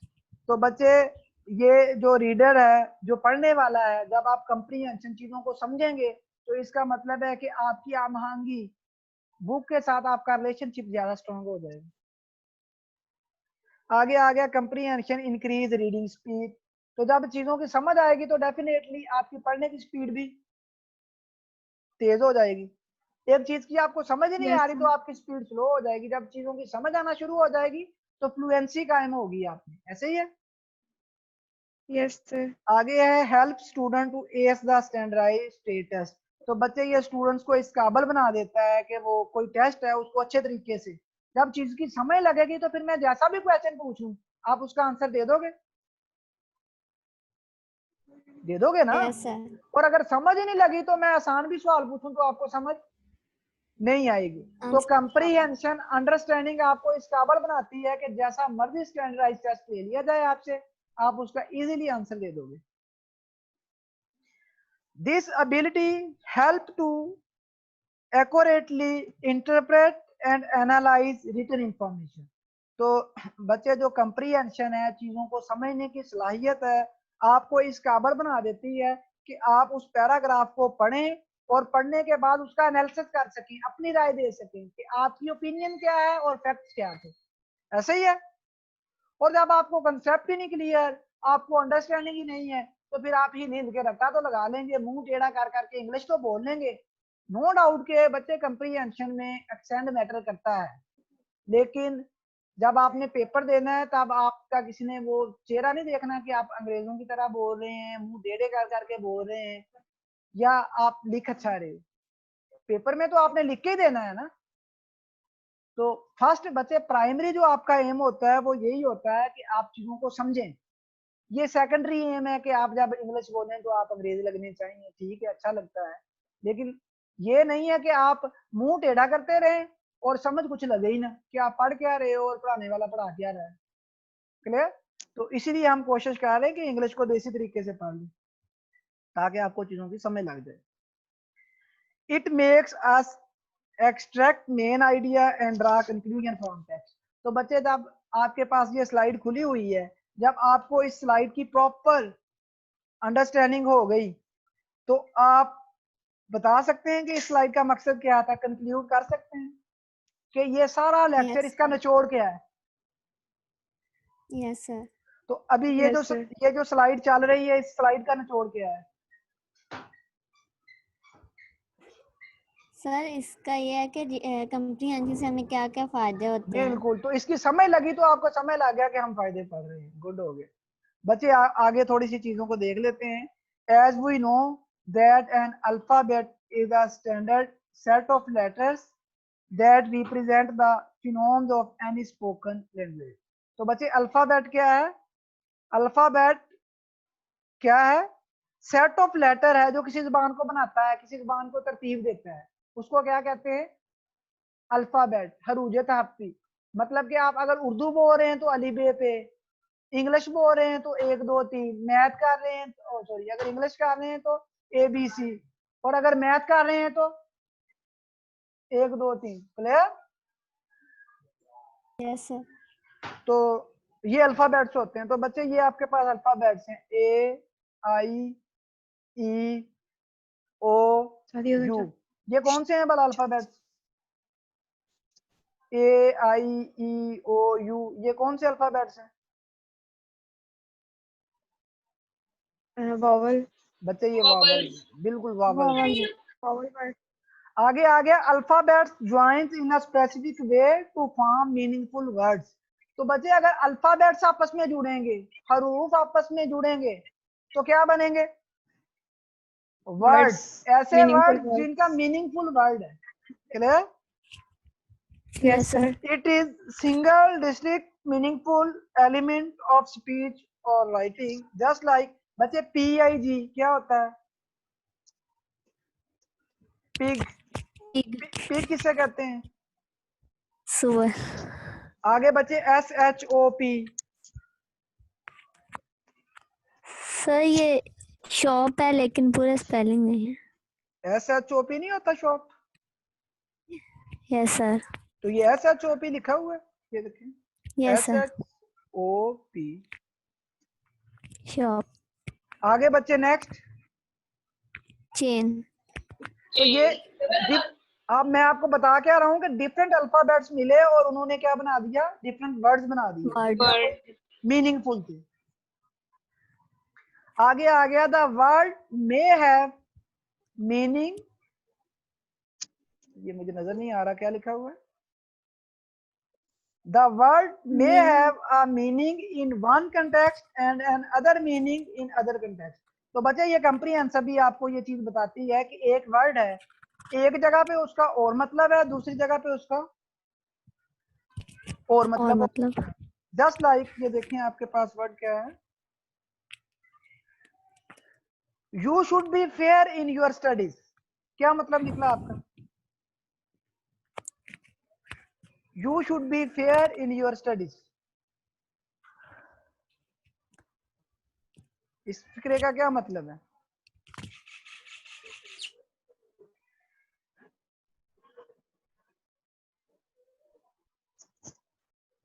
बच्चे आपको अपनी पढ़ाई के साथ इंसाफ करना चाहिए, बी फेयर। समझ रहे हैं चीजों को? बच्चे मैं आप लोगों से पूछ रहा हूँ। Yes sir.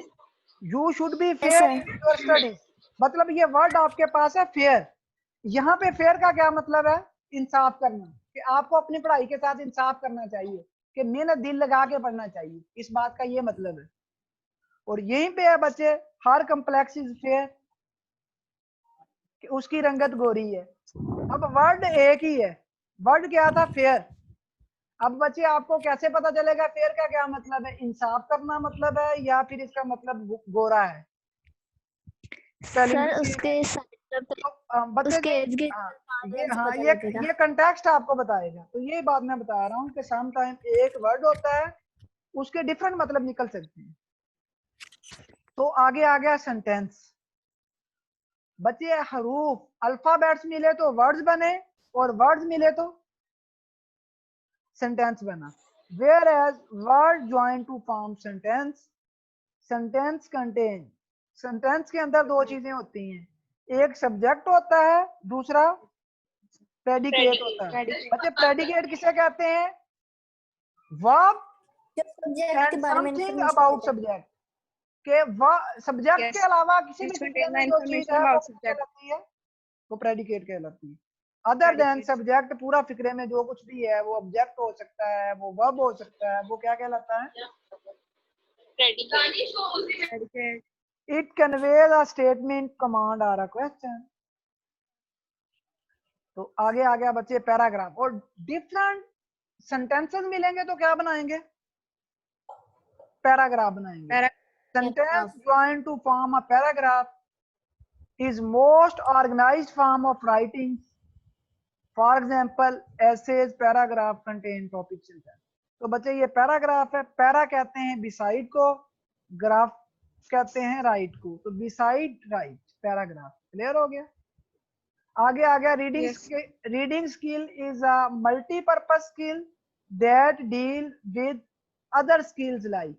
तो बच्चे हमेशा याद रखना है आप लोगों ने कि जो रीडिंग स्किल होती है, ये जो अभी हमने रीडिंग स्किल किसे कहते हैं? कंप्रीहेंशन को कहते हैं, कि चीजों को समझने की सलाहियत। तो बच्चे इसके बहुत सारे फायदे हैं। इसका पहला फायदा क्या है कि जब आप चीजों को समझ लेते हैं, अच्छे से रीड कर लेते हैं, तो मतलब आपकी लिसनिंग एबिलिटी भी अच्छी हो जाती है। ऐसे ही है ना? Yes sir. इसके अलावा स्पीकिंग, जब आप चीजों को पढ़ते हो तो इसका मतलब है आप चीजों को प्रोनाउंस करना अच्छे से सीख जाते हो, तो इससे आपकी स्पीकिंग। अब आपने चीजों को अंडरस्टैंड कर लिया, आपने अंडरस्टैंड कर लिया। आज का लेक्चर पैराग्राफ, आज का लेक्चर कंप्रीहेंशन, अंडरस्टैंड कर लिया। अब आप कंप्रीहेंशन के बारे में बोल सकते हैं। Yes sir. Yes sir. आपकी स्पीकिंग कैपेबिलिटी भी इंक्रीज हो गई। इसी तरह अब आप कंप्रीहेंशन के बारे में लिख भी सकते हो। Yes sir. तो बच्चे जब आप चीजों को समझ लेते हैं तो आप चीजों को अच्छे से सुन भी सकते हैं, चीजों को बोल भी सकते हैं, चीजों को लिख भी सकते हैं। और जब बच्चे आपने चीजों को Yes sir. सोच भी, बोल भी लिया, चीजों को पढ़ भी लिया, चीजों को लिख भी लिया, अब आप खुद से भी लिख सकते हो, सेल्फ राइटिंग। Yes sir. अब आपकी thinking Yes sir. Ability increase हो जाती है। ऐसे ही है। और बच्चे यस जब सर। आपने चीजों को सोच भी लिया, आपने चीजों को समझ भी लिया, आपको चीजों की समझ भी आ गई, चीजों को सुन भी लिया, चीजों को लिख भी लिया, चीजों को पढ़ भी लिया, अब आप अगलों को भी चीजें समझा सकते हैं। अभी आज यस आपने सर। मेरा लेक्चर लिया, क्या आप किसी दूसरे बच्चे को समझा सकते हैं कि कंप्रीहेंशन असल में होता क्या है?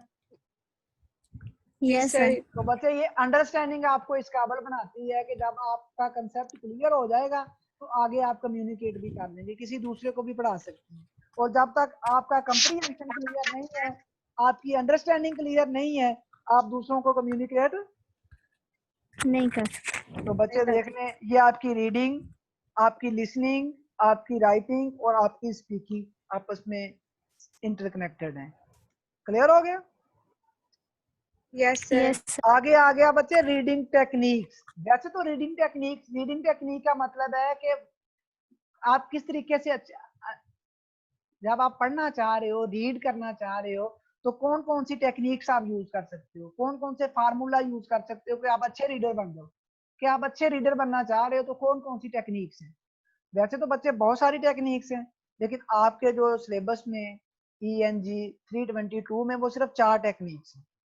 वो कौन कौन सी हैं? पहली है व्हाट इज स्कीमिंग, सेकंड है व्हाट इज स्कैनिंग, थर्ड है what is SQ3R, and last वाली है व्हाट इज SPRE। तो बच्चे ये 4 टेक्निक्स हैं जो आपके सिलेबस का हिस्सा हैं, और इसी के साथ आपका आज का लेक्चर खत्म हो जाएगा। स्कीमिंग क्या है, स्कैनिंग क्या है, SQ3R क्या है और SPRE क्या है। क्लियर? ये 4 टेक्निक्स हमने पढ़नी है। तो सबसे पहले आपके पास कौन सी है? स्कीमिंग। तो बच्चे स्कीमिंग का क्या मतलब है? गेटिंग एन ओवरऑल व्यू, कि आपने एक पेज पढ़ा तो उसका ओवरव्यू ले लिया, सरसरी नजर दौड़ाई उस पे। क्या की? सरसरी नजर दौड़ाई उस पे। दूसरे नंबर पे जब आपने सरसरी नजर दौड़ाई तो आपको आइडिया हुआ कि ये पैरा किस बारे में। फॉर एग्जांपल उस पैरे में आपने देखा कबूतर था, उस पैरे में आपने देखा मंकी था, उस पैरे में आपने देखा कुछ जानवर थे, तो आप क्या समझे कि ये पैराग्राफ किसके बारे में है? जानवरों के बारे में। ज़ूलॉजी के बारे में। इसी तरह एक दूसरा पैरा देखा, उसमें डिफरेंट पौधे थे, तो आपने क्या कहा? ये पैरा किसके बारे में है? बॉटनी के बारे में। इसी तरह आप एक रूम में दाखिल हो गए, उस रूम में बहुत सारी डिशेस पड़ी हुई हैं, फ्रूट्स पड़े हुए हैं, उसमें फल पड़े हुए हैं, उसमें डिशेस पड़ी हुई हैं, सालन पड़े हुए हैं, तो आपके माइंड में क्या आया? आपने इंप्रेशन लिया कि ये खाने की जगह है, हो सकता है ये होटल है, यहाँ पे कोई पार्टी हो रही है, यही इंप्रेशन गया ना। Yes sir. इसके बाद बच्चे अब जब आप इंटर हो गए, आपने देखा कि बहुत सारी चीजें पड़ी हुई हैं, तो pick out the main ideas of message, तो वहां से आपने मेन आइडिया को निकाल लेना। स्कीमिंग की समझ लगी क्या होती है? Yes sir. यहाँ पे डेफिनेशन है स्कीमिंग की। Skimming is the process of reading, ये पढ़ने का एक प्रोसेस है, to get an overall view और get an impression of the content. बच्चे किसी चीज को क्यों पढ़ना? मैंने बताया ना कि आप जब पढ़ते हैं तो आपके पढ़ने के कुछ मकसद होते हैं, कि आपने इंटरटेन होना है, आपने समझनी है चीज, आपने पेपर देना है, आपने उसको याद करना है, आपने रटा डिफरेंट आपके पर्पज हो सकते हैं पढ़ने के। टाइम पास करना है, आपने अखबार पढ़ लिया, टाइम पास हो गया, आपने अखबार न्यूज़पेपर पढ़ लिया कि आपको डिफरेंट नॉलेज गेन हो गया। इसी तरह है ना, डिफरेंट टाइप्स की बुक्स पढ़ रहे हैं आप। तो स्कीमिंग क्या है बच्चे? एक ऐसा प्रोसेस है, आपने ये सोच के पढ़नी है चीज के इस पूरे पेज का मकसद क्या है। बर्ड आई व्यू, थारोली चीजों को पढ़ना, सरसरी नजर दौड़ानी कि पूरे पेज को देखना, अच्छा अच्छा इसमें ये है। Clear? This is when you pick out the main ideas. बच्चे आप क्वेश्चन पूछ रही हैं कोई? बिना? No sir. आपने हैंड रेज यस किया? सर। जी जी, क्या क्वेश्चन है? Yes sir. क्या क्वेश्चन है? सर स्कीमिंग में आपने कहा कि गेटिंग ओवरऑल व्यू, तो हमें सारा पैराग्राफ पढ़ना पड़ेगा कि मतलब के की पॉइंट्स जैसे बच्चे देखें, ये बच्चे डिपेंड करता है, पर्सन टू पर्सन डिपेंड करता है। अब देखिए मैं हूँ, मेरा एक्सपीरियंस ज्यादा है, मैं न्यूज़पेपर डेली पढ़ता हूँ, तो मैं क्या करूंगा, मैं सिर्फ हेडिंग्स पढ़ूंगा, मुझे समझ लग जाएगी इस पूरे अखबार में क्या लिखा हुआ है हेडिंग पढ़ने से। कुछ लोग सब हेडिंग्स पढ़ेंगे, कुछ लोग ऐसे हैं जो फोटो देखेंगे, फोटो देख के, बहुत सारे देखें आपने, अनएजुकेटेड लोग हैं, वो अखबार डेली पढ़ते हैं, पूछो तो वो पढ़े लिखे नहीं होते, क्या करते हैं, सिर्फ फोटो देखते हैं, समझ लग जाती है। तो डिपेंड करता है कि बच्चे आपकी स्कीमिंग कैसी है, वो सिचुएशन पे, पैरे पे, डिफर करता है। अब बच्चे एक पैरा है उसमें फोटोज हैं वही पौधों की, तो आपको पता चल गया ये बॉटनी के रेलेवेंट है। और अगर फोटोज नहीं है तो आपको थोड़ा बहुत पढ़ना ही पड़ेगा ना, आप हेडिंग्स पढ़ Yes, sir. लोगे, सब हेडिंग्स पढ़, ये डिपेंड करता है। तो मकसद ये है कि स्किमिंग क्या है कि पढ़ने की ऐसी टेक्निक जिसमें आप ओवरव्यू लें कि इस पैरे में है क्या। Yes, sir. This is when you pick out the main ideas और मैसेज। तो स्किमिंग के थ्रू क्या करते हैं कि इस पैरे का मेन आइडिया निकालते हैं कि अच्छा हेडिंग देखी सारी समझ लग गई। फॉर एग्जांपल कंप्रीहेंशन, आज के लेक्चर से पहले तो मेरा भी ख्याल कि आपको पता होगा कि कंप्रीहेंशन का क्या मतलब होता है, इंग्लिश कंप्रीहेंशन क्यों पढ़ते हैं। लेकिन अब जैसे ही कंप्रीहेंशन पढ़ा आपने वर्ड, इतने सारे नोट्स हैं उस पर कंप्रीहेंशन लिखा है, एक वर्ड आपने हेडिंग देख ली कंप्रीहेंशन, तो आपने फौरन से स्किमिंग कर ली। स्किमिंग क्या की आपने, आपके माइंड में आ गया कि चीजों को कैसे अंडरस्टैंड करना है, वो 4 पॉइंट आ गए, अच्छा इसमें होगा मेन आइडिया निकालना है, स्पेसिफिक इंफॉर्मेशन निकालनी है, इसमें रेलेवेंट एंड इरेलेवेंट मटेरियल को फाइंड आउट करना है, फैक्ट एंड ओपिनियन देखनी है, सारी चीजें माइंड में आ गई ना। Yes, sir. तो बच्चे आज की स्किमिंग ज्यादा आसान थी। एक ऐसा बच्चा जिसने आज का लेक्चर नहीं लिया उसको मैं इतने सारे नोट्स पकड़ा दूं तो क्या वो आपकी तरह क्विक स्किमिंग कर सकेगा? No, sir. तो बच्चे आपको स्किमिंग सिर्फ हेडिंग्स देखने से या सब हेडिंग्स देखने से आपकी समझ आ जाएगी, लेकिन उनको थोड़ा थोड़ा साथ में एक एक आधी आधी लाइन पढ़नी भी पड़ेगी। इज इट सो और नॉट? Yes, sir. तो स्किमिंग Yes, क्लियर sir. हुई? Yes, sir. Okay, clear. Yes sir.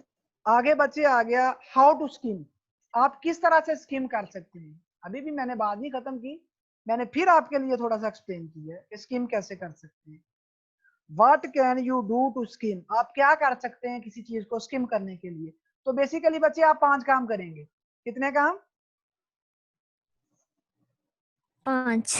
पहला काम करेंगे कि रीड द टाइटल। आपने टाइटल पढ़ा, आपको समझ आई या नहीं आई?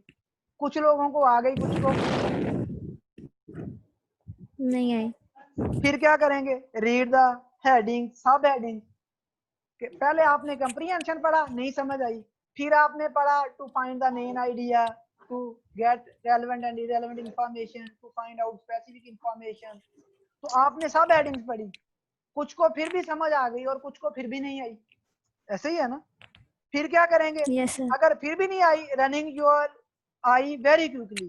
तो जब आप देखेंगे मेन आइडिया तो फिर आप मेन आइडिया पे जल्दी से नजर दौड़ाएंगे, मेन आइडिया में क्या क्या लिखा हुआ है सर, फिर आपको थोड़ी बहुत समझ लगेगी, अच्छा ये चीज थी। क्लियर? Yes, sir. फिर pick up the main idea, फिर आप मेन आइडिया देखोगे कि अच्छा ये तो सारी बातें बता दी हैं। अब इन सारी बातों का मतलब क्या निकलता है, इनका निचोड़ क्या निकलता है, इनका मेन आइडिया क्या है? अच्छा इनका मेन आइडिया है कि आपने कंसेप्ट लेने हैं, चीजों को अंडरस्टैंड करना है। और लास्ट में बच्चे कोई फोटोज वगैरह हैं तो उनको देखो। क्लियर? Yes, sir. जी सर। स्कीमिंग की भी समझ लग गई। Yes, sir. आगे बच्चे नेक्स्ट आ गया व्हाट इज स्कैनिंग। तो स्कैनिंग क्या है? स्कैनिंग कहते हैं रीड समथिंग वेरी क्विकली, किसी चीज को बड़ी स्पीड के साथ पढ़ना क्या कहलाता है? स्कैनिंग कहलाता है। Scanning. स्कैनिंग के थ्रू क्या करते हैं आप, हम specific information, keywords, name, telephone number, dates और नंबर वगैरह फाइंड आउट करते हैं। स्कैनिंग का मतलब है इस पूरे पैराग्राफ में कितने जानवरों का नाम लिया है। स्किमिंग ने बता दिया कि ये जो पेज है ये ज़ूलॉजी के मुताल्लिक है। अब ज़ूलॉजी में देखा बकरी बनी हुई है, उसमें घोड़ा बना हुआ है, उसमें कैट बनी हुई है, डॉग बना हुआ है, तो क्या किया, अब स्कैनिंग ने बताया कि अच्छा 4 जानवर हैं इसमें, 4 एनिमल्स हैं, अच्छा 2 परिंदे भी हैं। तो उसमें क्या किया, आपने स्पेसिफिक डाटा निकाला कि ज़ूलॉजी से रेलेवेंट कौन कौन सी चीज है इसमें। Clear? Yes, sir. Yes sir. बच्चे बहुत से टीचर्स भी ये क्या करते हैं, स्कैनिंग और स्कैमिंग को मिक्स कर जाते हैं। आपने मिक्स नहीं करना, दोनों में फर्क होना चाहिए और फर्क क्लियर होना चाहिए। फर्क क्लियर हुआ आपका? Yes, sir.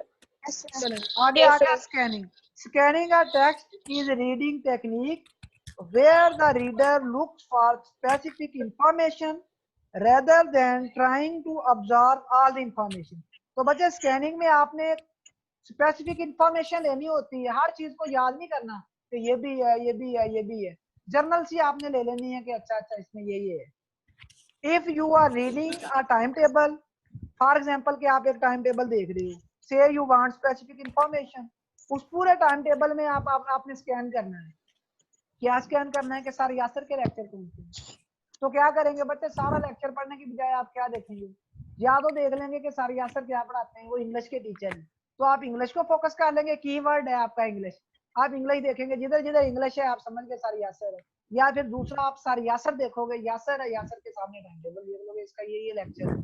क्लियर। तो ये स्कैनिंग है, बजाय आप हर बंदे का टाइम टेबल देखो, तो टाइम टेबल पे doctor Ahmad, miss Asmat, mister Umar, mister Asam, doctor Yasir, doctor Sajjad, बहुत सारे लोगों के नाम है। तो स्कैनिंग क्या है कि यासर पे जाना और यासर के सामने उसका डाटा उठा लेना, कि मैंने तो इंफॉर्मेशन सिर्फ यासर की लेनी है, तो यासर के बारे में जानना। क्लियर।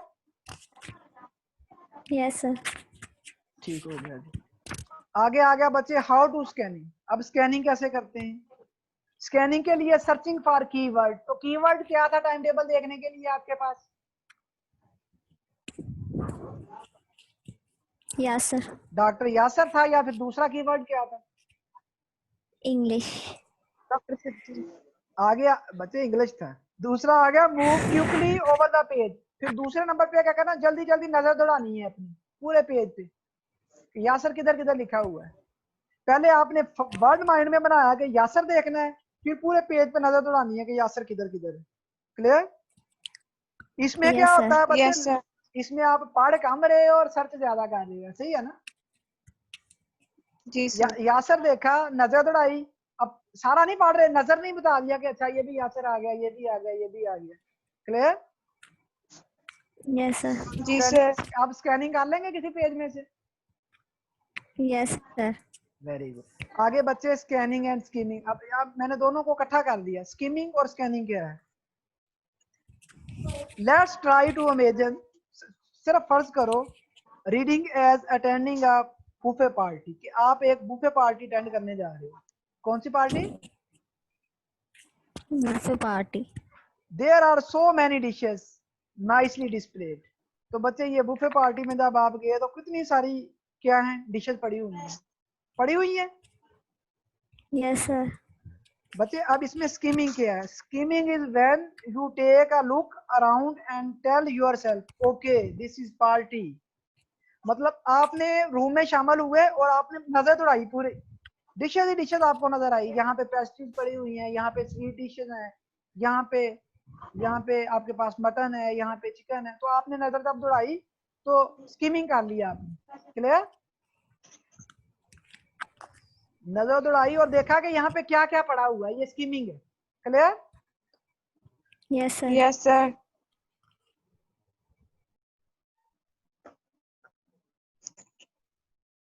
आगे आ गया। क्लियर हो गया बच्चे। Yes sir. आगे आ गया आपके पास स्कीमिंग के बाद। Then it's time for you to do scanning job. जब बच्चे आपने नजर दौड़ाई कि यहाँ पे अच्छा स्वीट डिशेज पड़ी हुई हैं, यहाँ पे चिकन पड़ा हुआ है, यहाँ पे चावल पड़े हुए हैं, यहाँ पे नान वगैरह पड़े हुए हैं, अब आपने डिसाइड करना है कि आपने क्या खाना है। आपने क्या डिसाइड किया, आपने क्या खाना है। आपने डिसाइड किया आपने स्वीट डिश खानी है। तो फिर नेक्स्ट प्रोसेस क्या हुआ, selecting what to put on your dish, कि आपने अपनी डिश में क्या डालना है, वो स्कैनिंग है। स्कैनिंग का मतलब है कि पूरे हाल में देखना क्या क्या पड़ा हुआ है, किधर किधर क्या क्या पड़ा हुआ है। या आप क्लासरूम में इंटर हुई, आपने देखा 20-25 स्टूडेंट बैठे हुए थे, पूरी नजर दौड़ाई आपने, अच्छा स्टूडेंट्स बैठे हुए हैं। फिर आपने क्या किया, आपने देखा कि मैंने बैठना है जी, मैंने मरियम के साथ बैठना है, तो पूरे हाल में आपने सर्च किसे किया, मरियम को, तो मरियम के पास जाके बैठ गए। क्लियर। क्लियर बच्चे। Yes sir. तो स्कैमिंग एंड स्कीमिंग में पता चला, स्कीमिंग क्या है कि बर्ड आई व्यू लेना के हाल में क्या क्या पड़ा हुआ है, और स्कैनिंग क्या है कि आपने कौन सी चीज खानी है। आगे आ गया बच्चे, व्हाट इज SQ3R। बच्चे को क्वेश्चन है आपका।